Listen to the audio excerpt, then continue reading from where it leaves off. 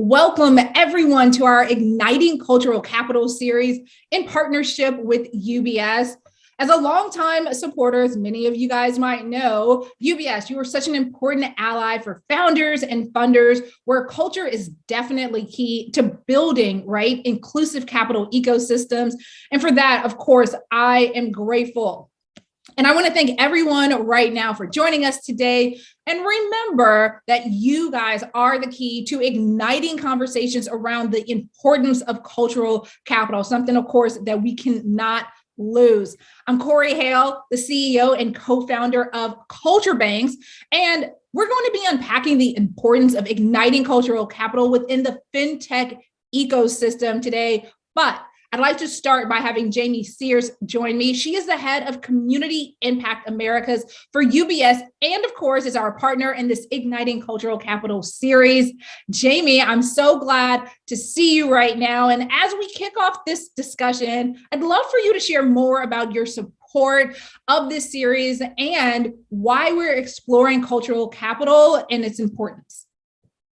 Thank you, Corey. We're so thrilled to partner with you and Culture Banks.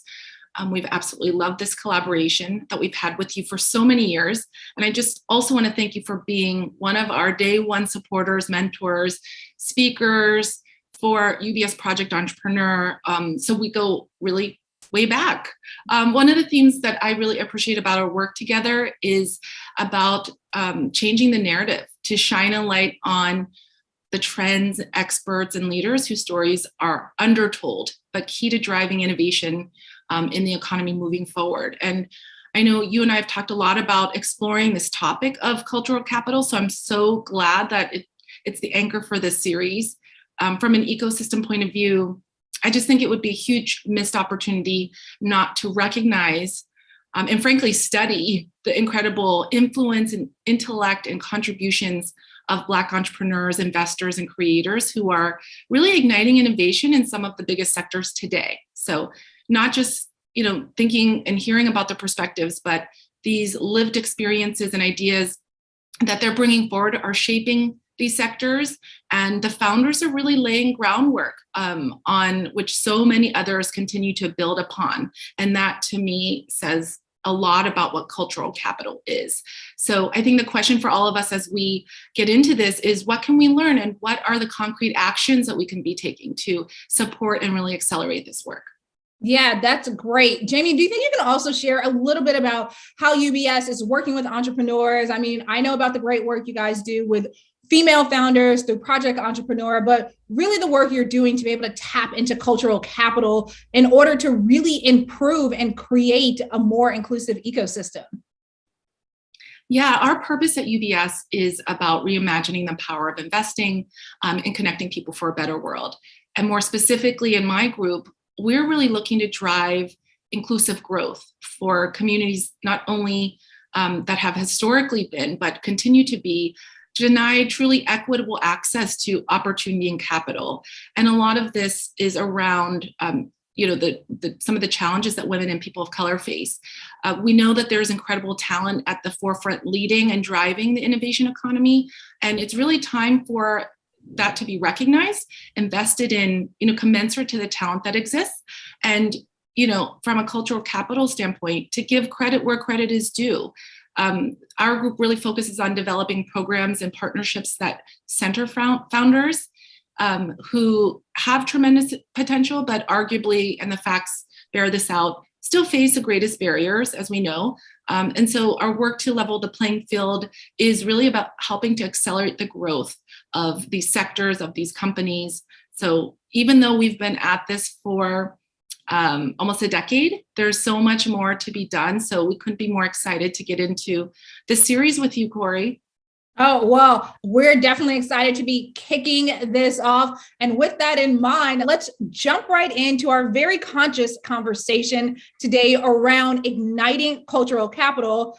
We have great panelists for you today, including Natasha Banskopal, who is the co-founder and COO of Vega X Holdings, which is a platform, everyone, that brings investors direct access to actionable indexes and index-driven crypto asset management products that can improve their investment portfolios. Full disclaimer, I did recently sign up, everyone.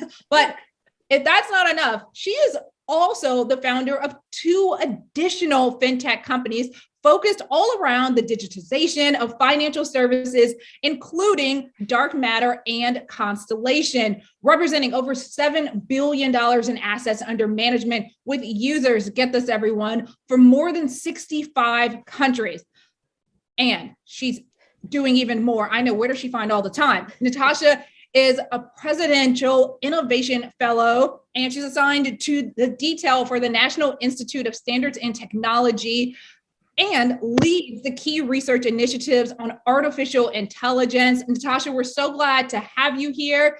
And you're not alone, because we also have one of your investors from VegaX Holdings, William Balvin, who is the general partner at SOSV, the accelerator VC, which is the #3 most active venture capital investors in the world. They have $1.2 billion under management.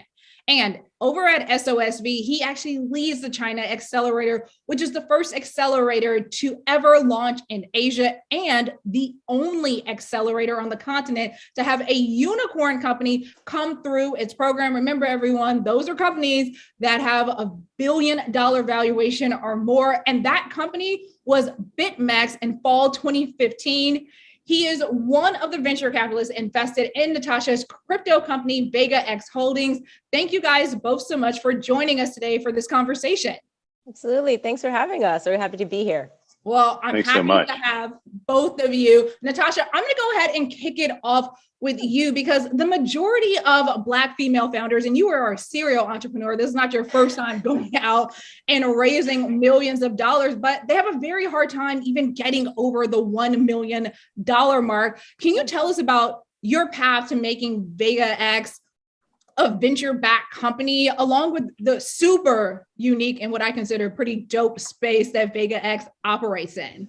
Yeah, thanks, Corey. Again, thanks for being here. Thanks for having us. We're thrilled to talk with you and to really kind of share the VegaX story and how we successfully received funding from great VCs like Williams and SOSV. So really, as you said, yeah, it's been difficult as a Black female founder to find funding. But I think half of the battle is being able to network and connect with people that are interested in your space and align with your vision. And that's what we spent a lot of time doing. We spent a lot of time meeting people and making sure we were starting to build our right networks with talking to people who had a vision and appetite for what we were thinking about in digital assets and the future. As you start talking to people, especially in the fintech world, you start to see where they fall. They may fall in this world of very traditional and not necessarily open to the new and open to those technology changes, or they're very much into that and they're really focused on how they kind of can adapt and utilize kind of these new age technologies to do their jobs better or easier and think about what that means for the future of their businesses.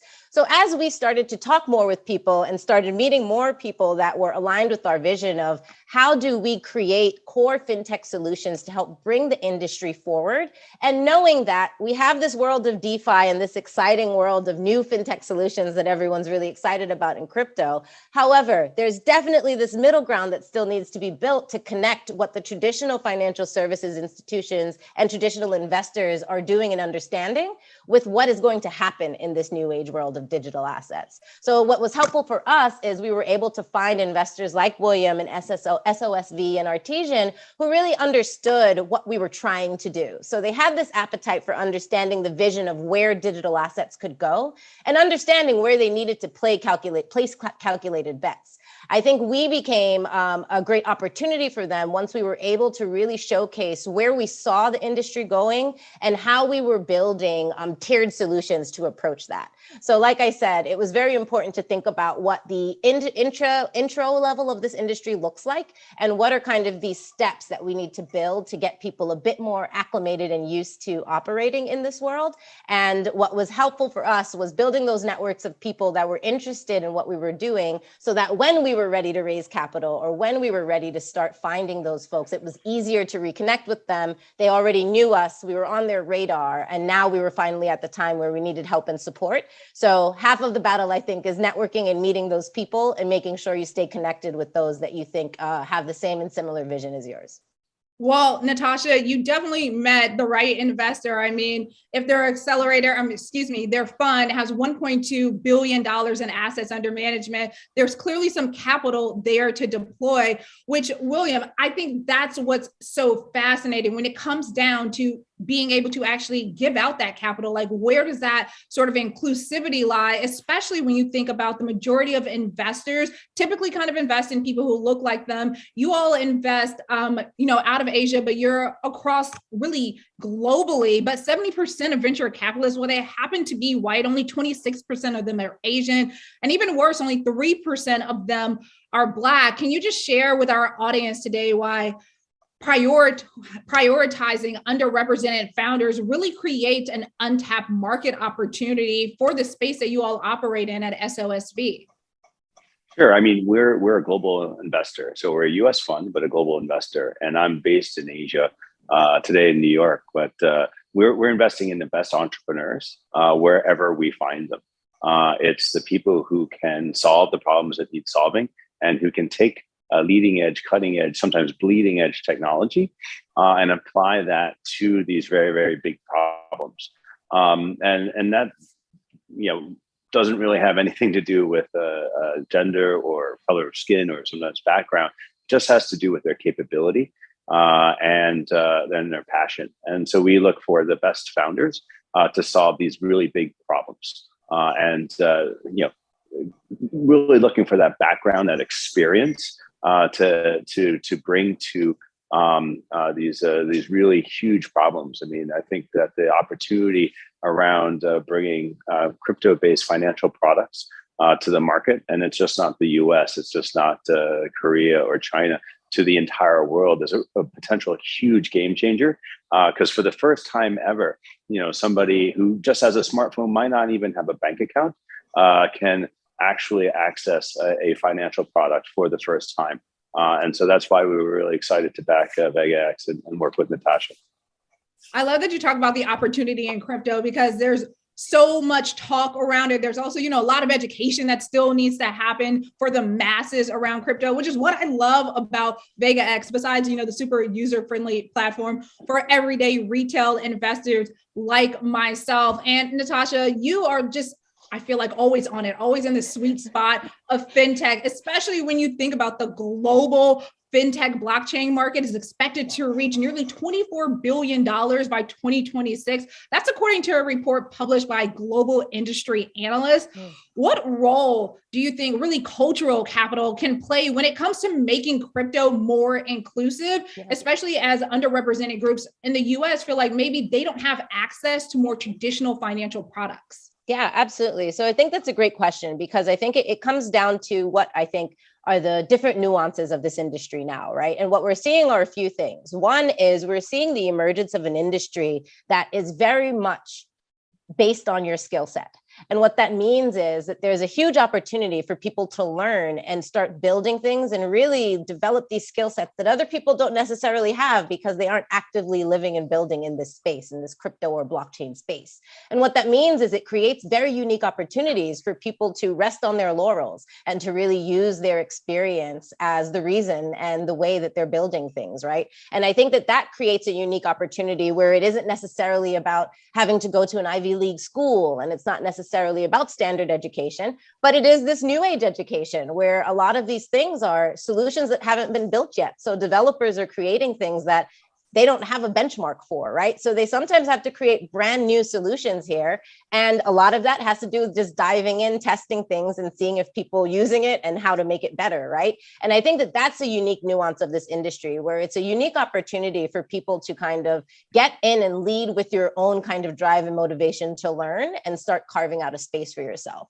What that also means is it's created a unique opportunity for Black minority founders itself who are leading these companies to really utilize their cultural capital. And what I mean by that is that Black and brown founders tend to make sure that they are building their companies with a lens of minority and talent building.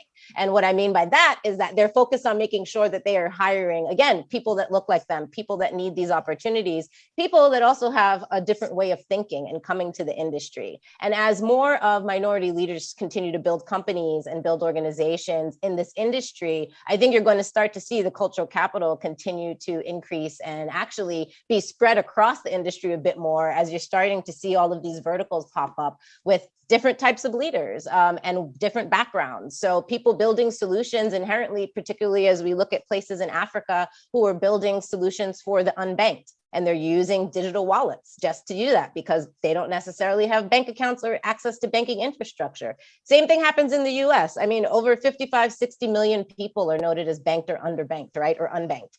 And that means that they aren't using traditional financial institutions for one reason or another. And crypto and blockchain provide them with this unique opportunity to now figure out how they can be a part of the new age financial system and economy. And you're going to start to see more of these things pop up where they're building solutions for core subsets of people who need them. And that's what we're starting to see. And I think you're going to start to see cultural capital express itself a lot more in those ways as we start to see more solutions for different communities pop up. Well, Natasha, I definitely hope that that's exactly what we see because it's so desperately needed on the cultural capital side. And William, to me, you have such a bird's eye view because you are investing globally, right? In great founders and great startup companies. In your opinion, is having an inclusive, right, mindset around investing, is that really sort of key to moving the needle and having major success with these founders? Yeah, I think we're really focused on helping, especially on the consumer side, people who have traditionally been underserved, but the smartphone basically unlocks, and technology unlocks a huge opportunity. So we are focused on investing in job space, right? For example, there's a lot of people who are gig working or working from home, and they have a chance to make a living online, not just offline. But then what do they need? They need a place to invest. So we have VegaX bringing that. They need, perhaps credit. And there's so many people who they really can, they might not have an address or they might have difficulty getting a bank account. It's actually really hard to get a bank account, even in the US. So we have credit scoring companies, for example, that are really good at creating credit scores for people who don't fit into the traditional box, right? So we can score them based on their cell phone usage. We can score them based on how they play a game, psychometric test. This really helps unlock services, unlock opportunity for people who traditionally have been underserved. So technology is a great tool. We're using it to invest in, generally lower income or lower middle income in the U.S. and all around the world. And we're bringing the same type of technology to Africa. We just did our first 10 investments in Africa, digitizing, mom and pop shops, those corner stores, providing credit for the first time to a market that doesn't have credit. And you think, Africa, they don't have credit, but as Natasha just said, there's like 20% of the U.S. is underbanked, or 25% of the U.S. is underbanked. So it's not just like an Africa problem or a China problem or an India problem. It's also a U.S. problem. It definitely is. And I'm glad to hear that you're investing in so many companies globally, especially the ones in Africa, because this is a global problem. And it seems like at SOSV, you guys are tackling this head on by investing in great founders. I have one final question in this Q&A for both of you, which is, what makes you truly optimistic about this space? If it's for you, it's Natasha, crypto, if it's about just investing in diverse founders that really makes you feel like, hey, we're getting something right and perhaps really moving the needle and shifting the paradigm that's kind of already out there to begin with. Yeah, okay, I'll go first. So I think for me, I think makes me optimistic is all of the communities popping up. So what we're seeing in crypto, and I think it's crypto and blockchain as a whole, there are always these micro communities of people who would get together, whether it's about talking about the investments, talking about the space, or kind of just, uniquely trolling on each other. So there are always these kind of like small micro communities. But what's happening now is they're getting a bit more formalized. And what you'll hear more about, if you haven't already heard about, is this world of DAOs, DAO. So you'll see that pop up a lot. And that's about autonomous autonomous organizations, where what that really means, decentralized autonomous organizations is what it stands for. And it's about kind of really putting the power back in communities' hands to make decisions, govern, and figure out a structure. So it's almost like mini communities are operating like mini companies or organizations, and they're getting their ethos together, they're getting their kind of like articles of incorporation type thing together. So it's one of these things where we're starting to see more communities pop up specifically for certain uses, whether that be for the minority community, or for building banking solutions, or for creating more NFT-like communities. So we're starting to see this DAO world pop up a lot more. And that leaves me optimistic about this industry, because I think it is a lot of builders taking the next step to take control of what they are passionate about and focusing on how they build with the right people who, like I said, are really connected to their vision and want to make an impact and help. So I'm very optimistic about the community building in this space and what that means for the long-term nature of it as well. I think for venture capitalists, our role is to bring help and capital to entrepreneurs and help them solve problems or attack opportunities, right? And but usually we say, okay, what problem are you solving, or what's the space that you're going into? Now, the challenge here is that, you know, without a diverse group, you're only going to be solving one group's problems, right? And there's a lot more opportunity beyond that. So our team is quite diverse, and you know, we're living in Asia. You know, we don't have that. You know, we're all in the minority there. But I would say the key goal here is to get you know, the opportunity to solve everyone's problems. And that's what we're really focused on. We're investing in 150 companies a year, so super active. I encourage you all to reach out to me and the rest of our SOSV team. And if you've got a problem that you think you can solve, really appreciate the opportunity. Thanks so much. All right, look at that. I love that call to action at the end there, William. Well, that definitely wraps up the Q&A portion. And now I just want to do a quick kind of get to know Natasha and William better for myself and for everyone watching right now, which means it is time for our rapid fire question segment. So you all just answer, you know, spit out the first answer that comes to your mind. That's just how it goes. All right, we're going to kick this off, Natasha, with you. What motivates you to keep going and why? My team and the pace of the industry. So my team, because they're amazing, awesome, and they're all really eager to put up wins. So continuing to be motivated by their energy and their excitement to kind of build is something that keeps me motivated. And the industry, because crypto never sleeps. So you have to be motivated by this industry to stay into it. And it's one of those things where blockchain and crypto are changing and evolving so quickly that it's one of those things you have to keep a pulse on. So the evolving nature of the industry also keeps me on my toes and keeps me motivated. All right, I like that. William, you're up next for the rapid fire question. Since you work with so many entrepreneurs, what do you think are the 3 skills people need to be successful in entrepreneurship? Yeah, sure. I mean, the first one is definitely passion. Starting up, you're doing something that you've never done before. Okay. And then you fail at it, and then you fail at it, and then you fail at it, and you keep on failing. And then some people, you know, end up succeeding. But you need passion in order to not give up after these repeated failures. The second thing is really support. So it's very difficult to do this on your own. So we look for teams, you know, co-founders, not single founders, because it's very, very, unless you're Elon Musk, it's very, very, you know, good, a bit hard to be good at everything, right? So you need that sort of a team. And then the third thing is relevant skill set.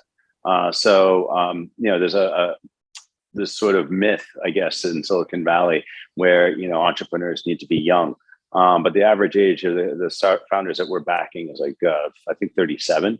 And we've got co-founders in our portfolio companies that are over 60.